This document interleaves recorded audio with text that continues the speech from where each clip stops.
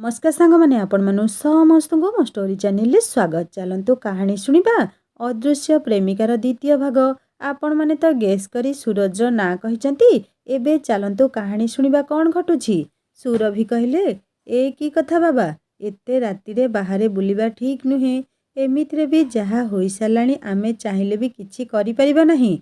जणे हजिगले सिना खोजी आनी हेबो, किंतु जीए से जागा को जीव से आउ केबे भी फेरी आसी परिबो नाही। आमे जेते कांदिले भी दिशा आउ आसीबो नाही बाबा। दर्शन सुरभिंक कोଳରେ मुह जाकी देई कई कई होई कांदिबा लागिला। सुरभिंक आखिरु भी धार धार लुह बोही आसुतला। से बहुत कष्टरे दर्शन को बुझाई सुझाई तुनी कराइले।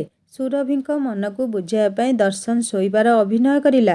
धीरे धीरे सुरभि शोई पड़िले। दर्शन चुपचाप उठी पड़ी घर बाहर को पळेई गला। एबे तार आउ कोनोसी जिनिस प्रति भय नथिला, काहेकि ना जी तार सबुठारु प्रिय थिला से ही सबुठु अधिक भयंकर देखा जाउथुला। बाहर को जाई दर्शन पाटी करी डाकिला, दिशा ए दिशा तू केउठी अछु? आसे मो पाखकु, मु एइठी छिडा होइछि, मते देखि पारुछु तो? मु तते कथा देइछि, मु आउ पाटी करिबि नाही कि कांदिबि नाही। तू थरे आसे मो पाखकु प्लीज दिशा।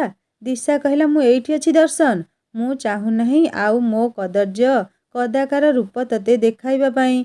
दर्शन कला तू एमिति काहेकि कहूचु दिशा, तू परा मो दिशा। तो चेहरा आउ रूपरू मते किछि फरक पड़े नहीं। तू केवल मते कह ये तो सह एमिति करिछि, जीवनरू मारिदेवी मु ताकू। जी मो दिशा को मो ठारू छड़ेई नेछि, मु ता जीवन को ता देहरु छड़ेई नेबी। शीघ्र कह मते किए एमिति करिछि। दिशा कला सबु कथा मु कहिबी दर्शन, तते कहिबी नाही तो आउ काहाकू कहिबी। तू ही तो मोर एकमात्र साहा भरोसा, किंतु मते तू कथा दे कि मु ता ना कहिबा परे तू तार किछि भी खेती करिबु नाही। मु ही ताकू मारी ता रक्तपान करिले जाई शांति पाइबी। विकटाल चित्कार करी कर्कश स्वर रे कहूतिला दिशा। दर्शन कहले किंतु तू कह आगे से किए? दिशा कहला सूरज आउ ता सांग मोहित। दर्शन कहला सूरज। दिशा कहला हाँ सूरज। दर्शन कहला आउ मोहित किए? सूरज काहेकि एमिति करिला? तू तो तार किछि खेती करि नथिलु ना। दिशा कहला नाई दर्शन, मु किछि भी खेती करि नाही तार।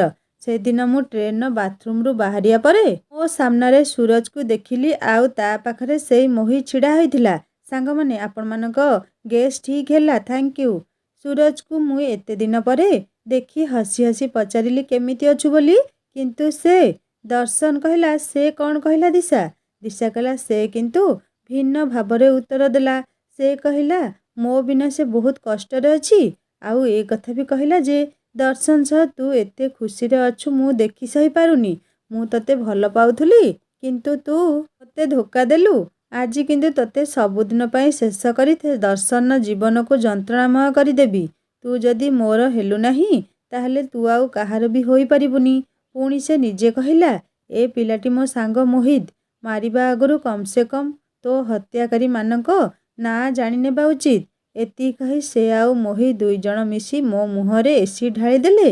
मते डोर बाट देई जो जबरदस्ती तळकु ठेली देले। मते बहुत कष्ट होउथुला, किंतु आखि पिछुड़ा के मो कष्ट उभान होई गला। आउ मु आखि खोली देखिली मोर मृत्यु होई सारिथिला। दर्शन मने मने भाबिला ए सब कोन सत? सूरज दिशार हत्याकारी एते बड़ हत्याकांड करि पारे से? दर्शन रागरे दांत कड़मड़ करी कहला मारी देबी मु ताकू, छाड़ीबिनी मु। दिशा कला नाई दर्शन, ताकू मु ही मारिबी। से मो मुहरे एसिड ढाली जेमिति कष्ट देइछि, मु भी ठीक सेमिति ता मुहरे एसिड ढाली तार हत्या करिबी। तू जदि किछि कहिबु ताहले तते जेल होई जिवो, किंतु मु करिले सेटा रहस्य होई रहि जिवो। केही भी जानि परिबे नाही किए सूरज आउ मोहितर हत्या करिछि। दर्शन कहला मते एथि पई कोन करिवा लागि पड़िबो तू कह। दिशा कहला सूरज आउ मोहित सह तते भल बंधुतार अभिनय करिया पई पड़िबो, आउ सेमानंक आगरे मो विरुद्धरे कहिबा पई पड़िबो। दर्शन कहला मु एमिति पारिबिनी दिशा, जिए तोर हत्या करिछि मु केमिति ता सहित बंधुता स्थापन करि परिबी, आउ पुणी सेमानंक सामनारे तो विरुद्धरे कहिबा मो पक्षरे संभवपर नुहे। दिशा कहला दर्शन सेमिति हेले तो दिशा केबे भी न्याय पाई परिबो नाही। मो पाखरे कोनोसी भी प्रमाण नाही देखिया पई जे सूरज आउ मोहित मो हत्या पई दायी बोली। तू मते विश्वास करू सेइथि पई मु तते कहिली। ତୁ ଚିନ୍ତା କରନି ଦର୍ଶନ। ସେ ଦୁଇ ଜଣଙ୍କ ସହ ସାଙ୍ଗ ହେଲେ ବି ସେମାନେ ତୋର କିଛି କ୍ଷତି କରିବା ଲାଗି ଚାହିଁଲେ କରିପାରିବେ ନାହିଁ। ମୁଁ ତୋ ପାଖରେ ସବୁବେଳେ ଛାଇ ହୋଇ ଘୂରି ବୁଲିବି।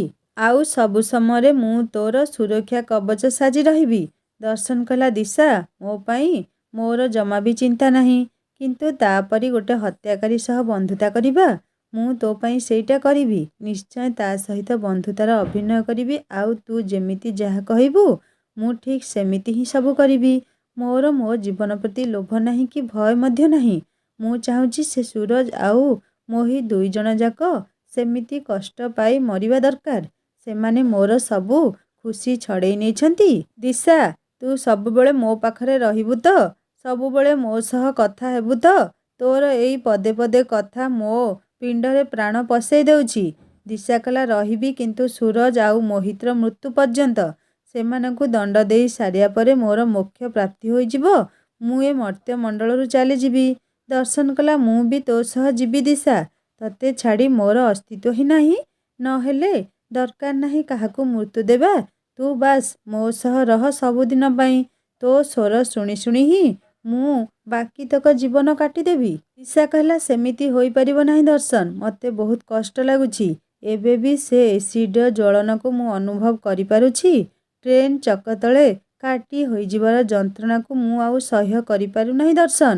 ମୁଁ ଗୋଟେ ଅତୃପ୍ତ ଆତ୍ମା ହୋଇଯାଇଛି। ଦର୍ଶନ କହିଲା, ସତରେ କ'ଣ ତୁ ମୋତେ ଛାଡ଼ି ଚାଲିଯିବୁ ଦିଶା? ହଉ ଠିକ୍ ଅଛି, ଯେମିତି ତୋ ଇଚ୍ଛା ମୁଁ ସେମିତି ହିଁ କରିବି। ଦିଶା ଦର୍ଶନକୁ ଚୁପ୍ ଚୁପ୍ କିଛି କଥା କହି ଉଭାନ ହୋଇଗଲା। ଦର୍ଶନ ଘର ଭିତରକୁ ଆସି ତକିଆରେ ମୁହଁ ମାଡ଼ି ପଡ଼ି ରହିଲା। ମନ ଭିତରେ ତାର ସେଇ କଥା ସବୁ ଆନ୍ଦୋଳିତ ହେଉଥିଲା। ଭାବି ପାରୁନଥିଲା ଦିଶା ତା କାର୍ଯ୍ୟରେ ସଫଳ ହେବ କି ନାହିଁ। ଜୋର ଜବରଦସ୍ତି ଆଖି ବନ୍ଦ କରି ଶୋଇବା ପାଇଁ ଚେଷ୍ଟା କରୁଥିଲା, କିନ୍ତୁ ଆଖିକୁ ଟିକେ ବି ନିଦ ଆସୁନଥିଲା। ପ୍ରେମିକାକୁ ହରାଇବାର ଦୁଃଖ ଜଣେ ଅନୁଭବୀ ହିଁ ଠିକ୍ ଜାଣିପାରିବ। ଅନ୍ୟମାନେ ଯେତେ ବୁଝେଇଲେ ବି ସେ କଷ୍ଟ କ'ଣ କେବେ ଦୂର ହେବ? ପରଦିନ ସକାଳ ହେଲା। ଦର୍ଶନ ଉଠି ଦେଖିଲା ଦିଶାର ମା ବାପା କାନ୍ଥକୁ ଆଉଜି ବସିଛନ୍ତି, ଆଉ ତାଙ୍କ ଆଖିରୁ ଠପ୍ ଠପ୍ ହୋଇ ଲୁହ ଝରି ଆସୁଛି। ସୁରଭି ଯାଇ ତାଙ୍କୁ ବୁଝେଇବାର ବୃଥା ପ୍ରୟାସ କରୁଛନ୍ତି। ଦର୍ଶନ ବିଛଣାରୁ ଉଠିପଡ଼ି ବାହାରକୁ ଯାଇ ଦିଶା ଦିଶା ବୋଲି ଡାକିଲା, କିନ୍ତୁ କୌଣସି ଉତ୍ତର ମିଳିଲା ନାହିଁ। ବହୁ ସମୟ ଧରି ଡାକିବା ପରେ ବି ଦିଶାର ସ୍ୱର ଶୁଣା ନ ଯିବାରୁ ଘର ଭିତରକୁ ପଳେଇ ଆସିଲା। ମନେ ମନେ ଭାବିଲା, ଦିଶା ତ ମୋ ପାଖେ ପାଖେ ରହିବ ବୋଲି କହୁଥିଲା, କିନ୍ତୁ ଆଜି ଏତେ ଡାକିଲି କିଛି ଉତ୍ତର ଦେଲା ନାହିଁ କାହିଁକି? ସନ୍ଧ୍ୟା ହେବାକୁ ଅପେକ୍ଷା କରିଲା। ବାହାରୁ ଟିକେ ବୁଲାବୁଲି କରି ଆସିବ ବୋଲି କହି ବାହାରକୁ ପୁଣି ଚାଲିଗଲା। ଦର୍ଶନ ଘରଠାରୁ ସୁରଜ ଘର ମାତ୍ର ଅଳ୍ପ କିଛି ବାଟର ଦୂରତା। ସେ ସୁରଜ ଘରକୁ ଯାଇ ପହଞ୍ଚିବା ପରେ ଦେଖିଲା ସୁରଜ ଘରେ ନାହିଁ। ତାଙ୍କ ଘର ଲୋକ କହିଲେ ସେ ସକାଳ ଭ୍ରମଣରେ ଯାଇଛି, ଆଉ କିଛି ସମୟ ମଧ୍ୟରେ ଆସିଯିବ।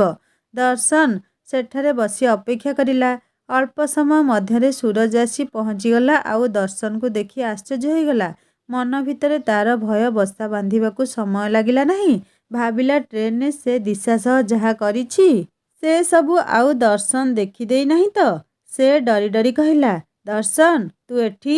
ଦର୍ଶନ ଦେଖୁଥିଲା କେମିତି ସୁର ନିଜର ହତ୍ୟାକାରୀ ଚେହେରାକୁ ତାର ମିଛ ଭଦ୍ର ମୁଖା ତଳେ ଲୁଚେଇବାର ଚେଷ୍ଟା କରୁଥିଲା। ଦିଶାର କହିବା ଅନୁସାରେ ଦର୍ଶନ ହସି ହସି ଉଠି ପଡ଼ିଲା, କହିଲା, ଆରେ ସୁରଜ, ଏମିତି ଡରି ଯାଉଛୁ କାହିଁକି? ସୁରଜ କହିଲା, ନାଇଁ, ତୁ ହଠାତ୍ ଏଠାରେ? ଆଗରୁ ତ କେବେ ଆସୁନାହିଁ, ସେଥିପାଇଁ ଆଜି ତୋତେ ଆମ ଘରେ ଦେଖି ଟିକେ ଆଶ୍ଚର୍ଯ୍ୟ ଲାଗିଲା। କିଛି କାମ ଥିଲା କି? ଦର୍ଶନ କହିଲା, ନାଇଁ ରେ, କାମ କ'ଣ? ମୁଁ ଗୋଟେ ଖୁସି ଖବର ଶୁଣିବା ପାଇଁ ତୋ ପାଖକୁ ଆସିଥିଲି। ସୁରଜ କହିଲା, କି ଖବର? ଦର୍ଶନ କହିଲା, ଭିତରକୁ ଡାକିବୁ ନାହିଁ? ଏମିତି କ'ଣ ସାଙ୍ଗଟାକୁ ବାହାରେ ଛିଡ଼ା କରି ସବୁ କଥା ହେଇଯିବୁ? ସୁରଜ କହିଲା, ନାଇଁ, ଆସେ ଭିତରକୁ। ସୁରଜ ଆଉ ଦର୍ଶନ ଘର ଭିତରକୁ ଯାଇ ସୁରଜ ରୁମ୍ରେ ବସିଲେ। ଦର୍ଶନ ହସି ହସି କହିଲା, ଆରେ ଜାଣିଛୁ ଗୋଟେ କଥା? ସେ ଦିଶା ଟ୍ରେନରେ କଟି ମରିଯାଇଛି ବୋଲି। ଭୟରେ ସୁରଜର ତଣ୍ଟି ଶୁଖି ଅଠା ଅଠା ହୋଇ ଆସିଲା। ହୃତ୍ସ୍ପନ୍ଦନର ତୀବ୍ରତା ବଢ଼ିବାରେ ଲାଗିଲା।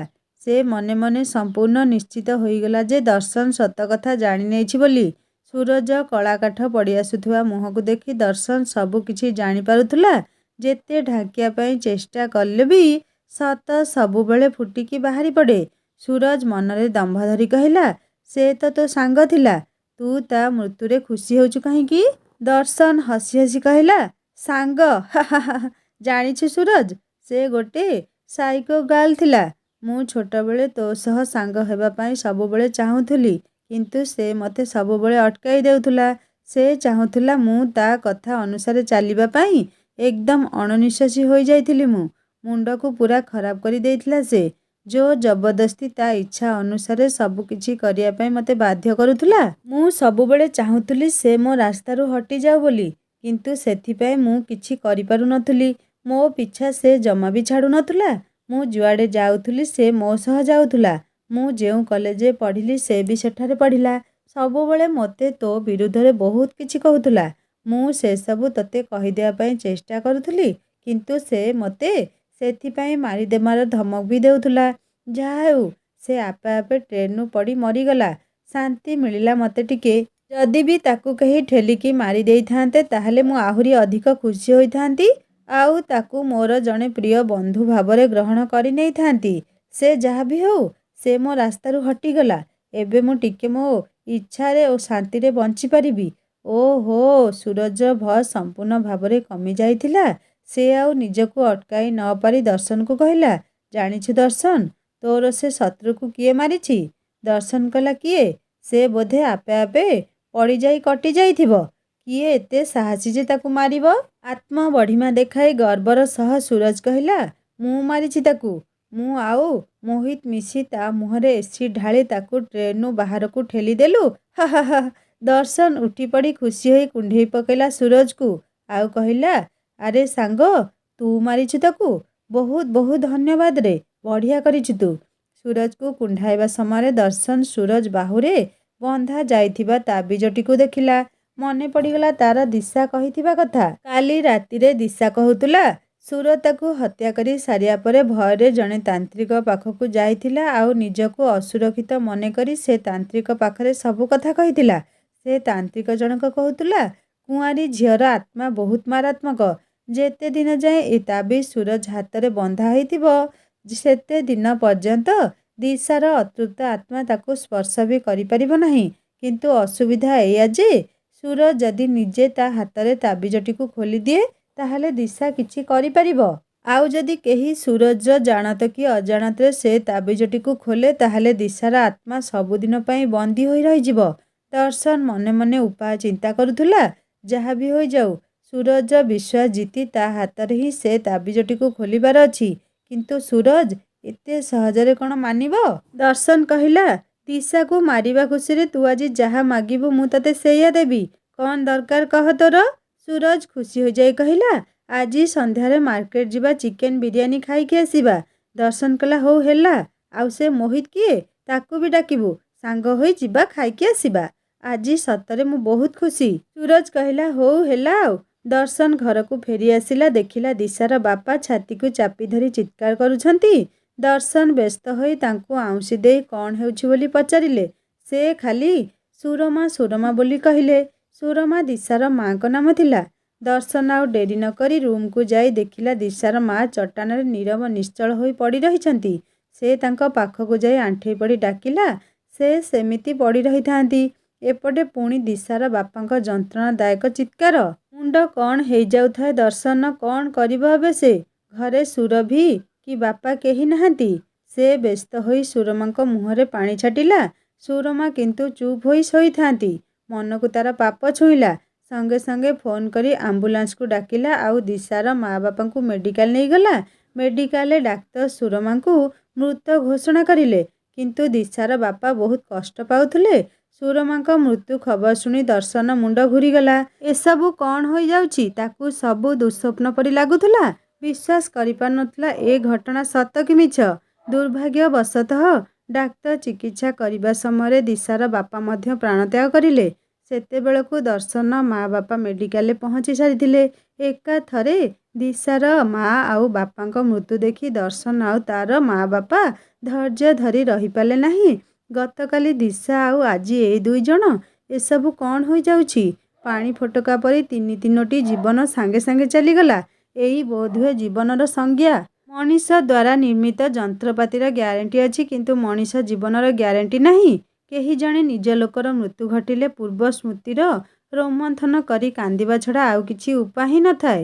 ଆଉ ଏମାନେ ବି ସେଥିରୁ ବାଦ୍ ଯିବେ କିପରି? ଦର୍ଶନ ଆଉ ତାର ମା ବାପାଙ୍କୁ ଜଣାଥିଲା ଦିଶାର ମୃତ୍ୟୁକୁ ଗ୍ରହଣ କରି ନ ପାରି ଆଜି ତା ମା ବାପାଙ୍କ ଏମିତି ଅବସ୍ଥା ହୋଇଛି। ଗୋଟେ ଦୃଷ୍ଟିରୁ ଭଲ ବି ହେଲା।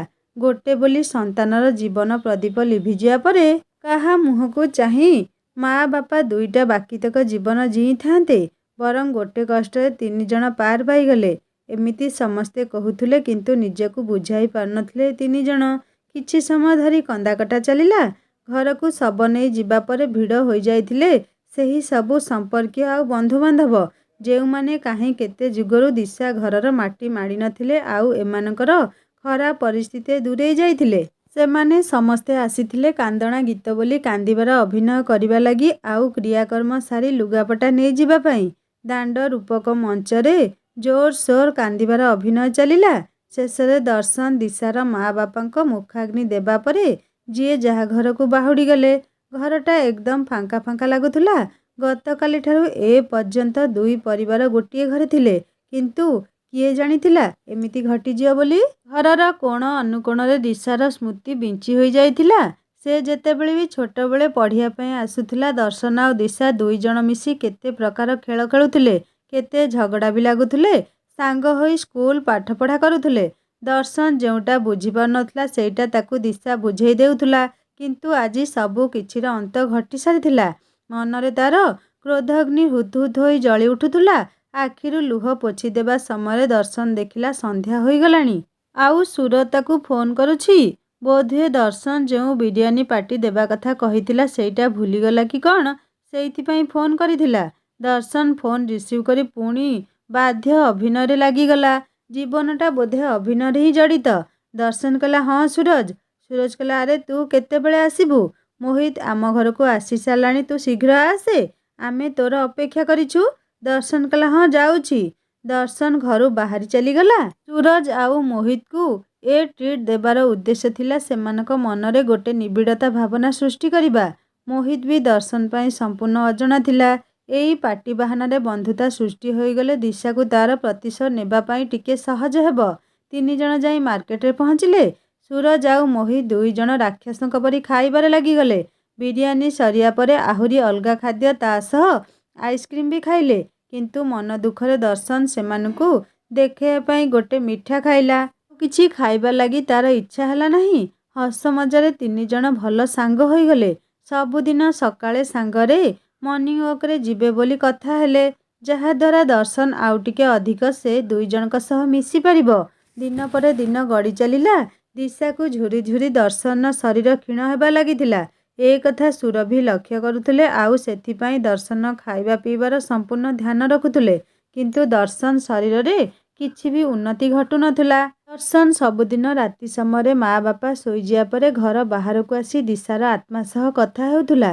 କେବେ କେବେ ଦିଶାକୁ ଶରୀର ଧାରଣ କରିବା ପାଇଁ କହୁଥିଲା ଆଉ ଦିଶାର ସେ ରକ୍ତାକ୍ତ ଶରୀର ଦେଖିଲେ ଦର୍ଶନର ଛାତି ଭିତରଟା ଦୁଃଖରେ କୋରି ହୋଇଯାଉଥିଲା। ଚେଷ୍ଟା କରି ବି ତାକୁ ଛୁଇଁ ପାରୁନଥିଲା। ଦିଶା ଦର୍ଶନକୁ କହିଦେଇଥିଲା, ରାତି 1ଟାଏ ପରେ ପ୍ରେତଶକ୍ତି ଜାଗ୍ରତ ହୁଏ। ପ୍ରତିଶୋଧ ନେବା ପାଇଁ ରାତି 2ଟା ହିଁ ଉପଯୁକ୍ତ ସମୟ। ଆଉ ସନ୍ଧ୍ୟା ପରଠାରୁ ହିଁ ସେ ଦର୍ଶନ ସହ କଥା ହୋଇପାରେ। କିନ୍ତୁ ଦିନ ସମୟରେ ସେସବୁ ସମ୍ଭବ ନୁହେଁ।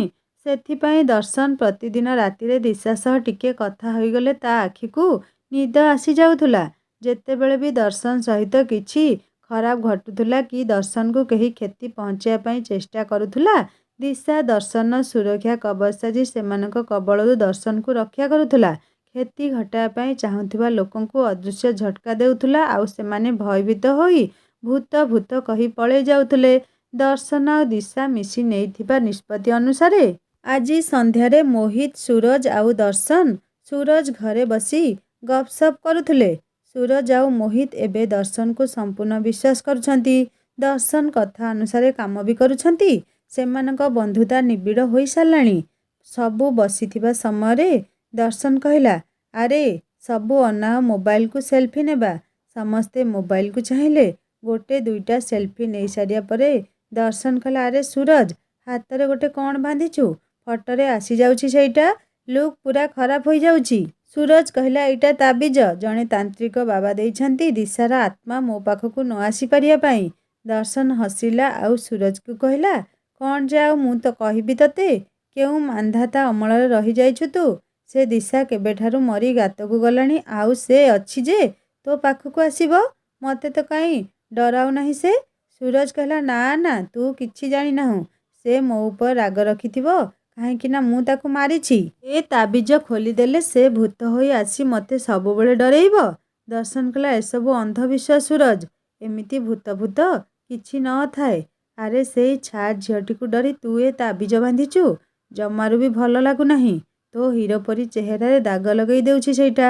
ଫଟୋ ବି ଖରାପ ଆସୁଛି, ଦେଖେ।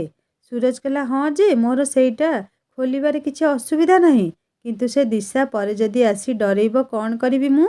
ଦର୍ଶନ କହିଲା, ତୁ ସତରେ ଗୋଟେ ବଡ଼ ଡରୁଆ। ଦିଶାକୁ ମାରିବାରେ ମୋହିତ ବି ତ ସାମିଲ ଥିଲା। ସେ ତ କାହିଁ ତାବିଜ ବାନ୍ଧି ନାହିଁ। ତତେ କ'ଣ ସେ ଭୂତ ହୋଇ ଡରଉଛି କି ମୋହିତ? ମୋହିତ କହିଲା, ନାଇଁ, ମୋତେ କାହିଁ ଡରେଇବ ଯେ? ମୁଁ ସେସବୁ ଭୂତକୁ ବିଶ୍ୱାସ କରେ ନାହିଁ। ମୋର ବିନ୍ଦାସ ଲାଇଫ୍। ସୁରଜ ପରି ମୁଁ ଡରୁଆ ଛେରୁଆ ନୁହେଁ। ଆସୁ ତ ସେ ଦିଶା ମୋ ପାଖକୁ, ଟେକିକି ଘୁରେଇ ଫୋପାଡ଼ି ଦେବି ଯେ କୁଆଡ଼େ ମାନେ କୁଆଡ଼େ ଉଡ଼ିଯିବା। ସେମାନଙ୍କ ଆଗରେ ଦର୍ଶନ ବି କଷ୍ଟେ ମଷ୍ଟେ ହସୁଥିଲା, କିନ୍ତୁ ଦିଶା କଥା ମନେ ପଡ଼ିଯିବା ବେଳକୁ ଆଖି ଦୁଇଟି ତାର ଓଦା ହୋଇ ଆସୁଥିଲା। ଦର୍ଶନ ଆଉ ମୋହିତ ତାଚ୍ଛଲ୍ୟ ଭରା ହସ ଦେଖି ସୁରଜ ଆଉ ନିଜକୁ ନିୟନ୍ତ୍ରଣରେ ରଖିପାରିଲା ନାହିଁ। ସେ କହିଲା, ହଉ ଠିକ୍ ଅଛି, ତୁମ ଦୁଇ ଜଣଙ୍କ କଥା ଅନୁସାରେ ମୁଁ ତାବିଜଟିକୁ ଖୋଲି ଦେଉଛି, କିନ୍ତୁ ଫଟୋ ଉଠେଇ ସାରିବା ପରେ ପୁଣି ବାନ୍ଧିଦେବି। ଦର୍ଶନ ଦ୍ୱନ୍ଦ୍ୱରେ ପଡ଼ିଗଲା। ସୁରଜ ବହୁତ କଷ୍ଟରେ ରାଜି ହୋଇଛି ଖୋଲିବା ପାଇଁ। ସେ ଥରେ ଖୋଲି ଯଦି ପୁଣି ଥରେ ବାନ୍ଧିଦେବ, ତାହେଲେ ତା ଦ୍ୱାରା ଆଉ ଖୋଲିବା ଏକ ପ୍ରକାର ଅସମ୍ଭବ ହୋଇପଡ଼ିବ। ସେ ଯାହା ବି ହେଇଯାଉ, ଯେମିତି ବି ହେଲେ ତାକୁ ଆଉ ବାନ୍ଧିବା ପାଇଁ ଦେବି ନାହିଁ। ଦର୍ଶନ ମନ କଥା ମନେ ରଖି କହିଲା, ହଉ ହେଲା, ତୁ ପରେ ବାନ୍ଧିଦେବୁ। ସୁର ନିଜେ ତା ବାହୁରୁ ତାବିଜଟି ଖୋଲି ଦେଇ ଟେବୁଲ ଉପରେ ରଖିଦେଲା। ତିନି ଜଣ ମିଶି ଫଟୋ ଉଠେଇଲେ। ଫଟୋ ଉଠେଇ ସାରିବା ପରେ ଦର୍ଶନ ମୋବାଇଲରେ ଫେସବୁକ୍ ଖୋଲି ବିଭିନ୍ନ ଭିଡ଼ିଓ ସବୁ ଦେଖେଇଲା ସୁରଜ ଆଉ ମୋହିତକୁ। ଦର୍ଶନ ଏସବୁ କରିବାର ଉଦ୍ଦେଶ୍ୟ ସୁରଜକୁ ଅନ୍ୟମନସ୍କ କରି ତାବିଜଠାରୁ ତା ମନକୁ ଦୂରେଇ ଆଣିବା। ବହୁ ଚେଷ୍ଟା କରୁଥିଲା କେମିତି ସୁରଜ ଧ୍ୟାନ ଆଉ ସେ ତାବିଜ ଆଡ଼କୁ ନ ଯାଉ ବୋଲି। ସେଇ ସମୟରେ ମୋହିତ କହିଲା, ଆରେ ଡରୁଆ ସୁରଜ, ଫଟୋ ଉଠା ତ ସରିଗଲାଣି, ଏବେ ତ ତାବିଜ ବାନ୍ଧି ଦେଉନୁ। ମୋହିତର କଥା ଶୁଣି ଦର୍ଶନ ଚମକି ପଡ଼ି ମୁଣ୍ଡରେ ହାତ ଦେଲା। ଏତେ ସମୟ ଧରି ସେ ସୁରଜକୁ ଅନ୍ୟମନସ୍କ କରି ରଖିଥିଲା, କିନ୍ତୁ ଏ ମୋହିତ ସବୁ ବିଗାଡ଼ି ଦେଲା। କ'ଣ କରିବ ଏବେ ସେ? ମୋହିତର କଥା ଶୁଣି ସୁରଜ କହିଲା, ଆଉ ଟିକେ ଯାଉ ବାନ୍ଧିଦେବି। ମୋର ଏସବୁ ହାତ ଗୋଡ଼ରେ ବାନ୍ଧିବାର ଅଭ୍ୟାସ ନାହିଁ, ସେଥିପାଇଁ ଏଇ 10-15 ଦିନ ହେଲା ଭାରି ଅଡ଼ୁଆ ଲାଗୁଛି, କୁଣ୍ଡେଇ ହେଉଛି ହାତରେ। ଏବେ ଖୋଲିଦେବା ପରେ ଯାହା ହେଉ ଟିକେ ଆରାମ ଲାଗିଲା। ଓହୋ, କି ଶାନ୍ତି। ମୋହିତ କହିଲା, ଯାହା ହେଉ ତୋ ଡର ଟିକେ କମିବା ପରି ଲାଗୁଛି, ଭଲ କଥା। ଦର୍ଶନ କହିଲା, ଏମିତିରେ ଆମେ ତ ସବୁ ଅଛୁ ତୋ ସହ। ଆସୁ, କିଏ ଆସୁଛି ଦେଖିବା। ସୁରଜ ଆଉ ମୋହିତ ହା ହୋଇ ହସି ଉଠିଲେ। ଦର୍ଶନ ଧରା ପଡ଼ିଯିବା ଭୟରେ ସେ ବି ସେମାନଙ୍କ ସହ ତାଳ ଦେଇ ହସିବାର ଅଭିନୟ କରିଲା। ସୁରଜ କହିଲା, ଆରେ ଆଜି ତୁମେ ଦୁଇ ଜଣ ଆମ ଘରେ ରହିଯାଉନାହଁ? ରାତିରେ ମୋ ରୁମ୍ରେ ଶୋଇ ଫିଲ୍ମ ଦେଖିବା, ବହୁତ ମଜା ହେବ। ମୋହିତ କହିଲା, ମୋର କିଛି ଆପତ୍ତି ନାହିଁ। ଆମ ଘରେ ମୋତେ କେହି ଖୋଜିବେ ନାହିଁ, ଖାଲି ଆଜି ରାତି କ'ଣ, ଯେତେ ରାତି କହୁନୁ, ମୁଁ ଶୋଇବି। ସୁରଜ କହିଲା, ତାହେଲେ ଭଲ ହେଲା ଆଉ। ଦର୍ଶନ, ତୋ କଥା କ'ଣ କହ?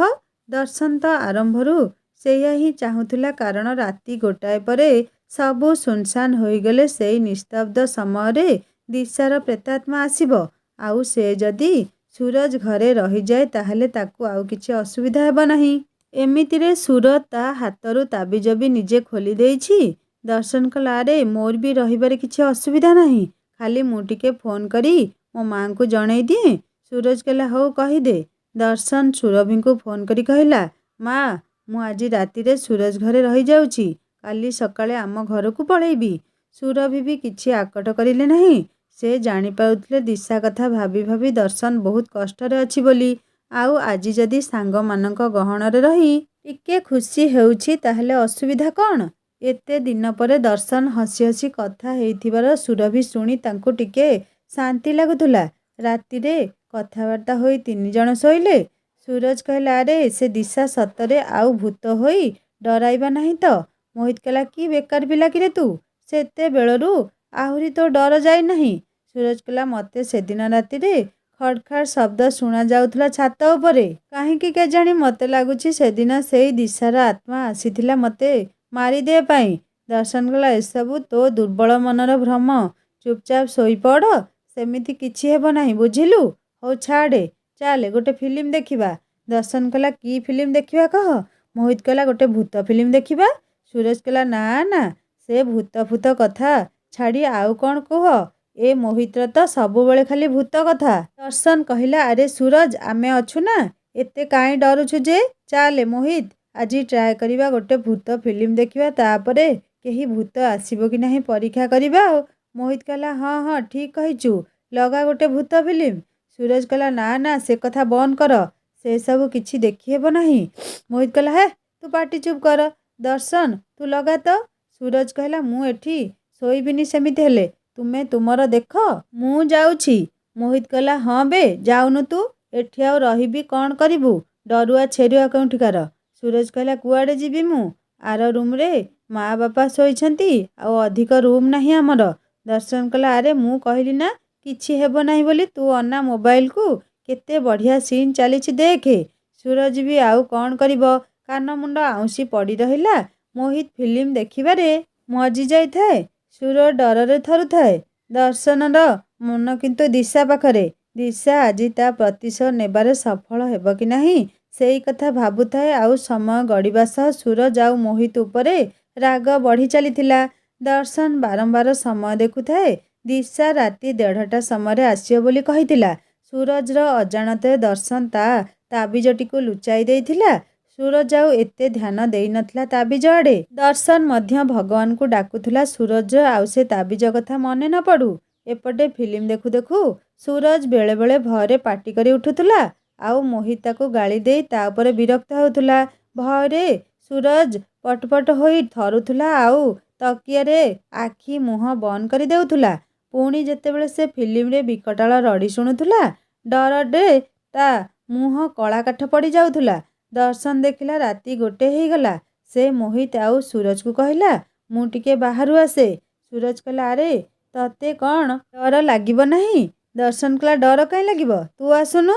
ସୁରଜ କହିଲା, ନା ନା ନା ବାବା, ଇରେ ବାବା, ମୋର କୁଆଡ଼େ ଯିବାର ନାହିଁ, ତୁ ତୋର ଯା, ଯୁଆଡ଼େ ଯାଉଛୁ ଯା। ଦର୍ଶନ କହିଲା, ମୋହିତ ତୁ ଯିବୁ କି? ମୋହିତ କହିଲା, ଆରେ ବଢ଼ିଆ ସିନ୍ ଗୋଟେ ଚାଲିଛି, ମୁଁ ବାହାରକୁ ଗଲେ ମିସ୍ ହୋଇଯିବ। ଦର୍ଶନ କହିଲା, କାହିଁକି, ତୁ ପଜ୍ କରି ଦେଇ ଆସୁନୁ। ସୁରଜ କହିଲା, ନା ନା, ତୁ ତୋର ଯାଉନୁ, ତାକୁ କାହିଁକି ଡାକୁଛୁ?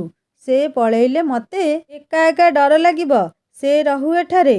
ଏ ମୋହିତ, ତୁ ଏଇଠି ମୋ ପାଖରେ ରହ, ବରଂ ମୁଁ ସେ ଫିଲ୍ମ ଦେଖିବି ତୋ ସହ, କିନ୍ତୁ ତୁ ଏକା ଛାଡ଼ି ଯାଆନା ମୋତେ, ମୁଁ ଡରରେ ମରିଯିବି ନହେଲେ। ମୋହିତ କହିଲା, ଆରେ ଦର୍ଶନ, ଦେଖୁଛୁ ତ ଏ ପିଲାଟା କେମିତି ଡରୁଛି, ମୁଁ ନ ଯାଏ ତୁ ଏକା ଚାଲିଯା। ଦର୍ଶନ କହିଲା, ହଉ ଦିଅ, ନ ଯାଅ କେହି, ମୁଁ ଏକୁଟିଆ ଯାଉଛି। ଦର୍ଶନ ମନେ ମନେ ନିଶ୍ଚିତ ହୋଇଗଲା ଏଇ 2 ଜଣ ବାହାରକୁ ଆସିବାର ସମ୍ଭାବନା ବହୁତ କମ୍। ସେଥିପାଇଁ ସେ ନିର୍ଭୟରେ ବାହାରକୁ ଚାଲିଗଲା। ବାହାରେ ଯାଇ ଦିଶା ଦିଶା ବୋଲି ଧୀରେ ଧୀରେ ଡାକିଲା। ଦିଶାର ପ୍ରେତାତ୍ମା ଆସିଲା ନାହିଁ। ଦର୍ଶନ ମନେ ମନେ ବ୍ୟସ୍ତ ହୋଇପଡ଼ିଲା। ଦିଶା ଆଉ ତାକୁ ଶୁଣିପାରୁ ନାହିଁ କି? ଆଉ ସେ ଟିକେ ଜୋରରେ ଡାକିଲେ ତଥାପି ଦିଶା ଆସିଲା ନାହିଁ। ଦିଶାର କିଛି ଅସୁବିଧା ହୋଇନାହିଁ ତ? ସବୁ ରାତିରେ ତ ଆସେ ସେ। ମୋତେ ଆଉ କେହି ଲକ୍ଷ୍ୟ କରୁଛନ୍ତି କି? ଚାରିପଟକୁ ଅନେଇ ଦେଖିଲା, କାହିଁ କେହି ଥିବା ପରି ଲାଗିଲା ନାହିଁ। ମନେ ମନେ ଭାବିଲା, ଆଜି ଯଦି ଦିଶା ନ ଆସିବ ତାହେଲେ ସେ ସୁରଠାରୁ ପ୍ରତିଶୋଧ ନେବା କଥା ବହୁତ କଷ୍ଟସାଧ୍ୟ ହୋଇଯିବ। ଏତେ ସୁବିଧା ଆଉ କେବେ ମିଳିବ କି ନାହିଁ ତାହା ବି ସନ୍ଦେହ ଘେରରେ। କ'ଣ କରିବ କ'ଣ କରିବ ଭାବୁ ଭାବୁ ତାର ମନେ ପଡ଼ିଲା ସୁରଜ ତାବିଜଟି ତା ପ୍ୟାଣ୍ଟ ପକେଟରେ ଅଛି। ତା ମୁଣ୍ଡକୁ ପଶିଲା, ଆରେ ସେଇଥିପାଇଁ ଆଉ ଦିଶା ତା ପାଖକୁ ଆସିପାରୁ ନାହିଁ କି? ସେ ତାବିଜଟିକୁ ପକେଟରୁ ବାହାର କରି ନିଜଠାରୁ ଟିକେ ଦୂରରେ ନେଇ ରଖିଦେଲା। ତାପରେ ଡାକିଲା ଆଉ ଥରେ, ଦିଶା ତୁ କେଉଁଠି ଅଛୁ? ମୋତେ ଶୁଣିପାରୁଛୁ ତ? ମୁଁ ସେତେବେଳୁ ଡାକି ଚାଲିଛି, ତୁ କୁଆଡ଼େ ଗଲୁ ଦିଶା? ଆସେ ମୋ ସାମ୍ନାକୁ। ମୁଁ ବହୁତ କୌଶଳ କରି ସୁରଜ ହାତରୁ ସେ ତାବିଜ ଖୋଲି ଦେଇଛି। ତାର ବି ଆଉ ସେ କଥା ମନେ ପଡ଼ିନାହିଁ ଏଯାଏଁ। ଏଇଟା ହିଁ ଉଚିତ ସମୟ ଦିଶା, ଶୀଘ୍ର ଆସି ସେ ଶୟତାନ ଦୁଇଟାଙ୍କୁ ମାରିଦେ। ସାଙ୍ଗମାନେ, ଦର୍ଶନର ଡାକରେ ଦିଶା କ'ଣ ଆସିବ? ଦର୍ଶନ ଓ ଦିଶାର ଯୋଜନା କ'ଣ ସଫଳ ହେବ? ତାହା ଜାଣିବା ଏହି କାହାଣୀର ଭାଗ 3ରେ। କାହାଣୀ କେମିତି ଲାଗୁଛି ମୋତେ ନିଶ୍ଚୟ କମେଣ୍ଟ କରି ଜଣାଇବେ।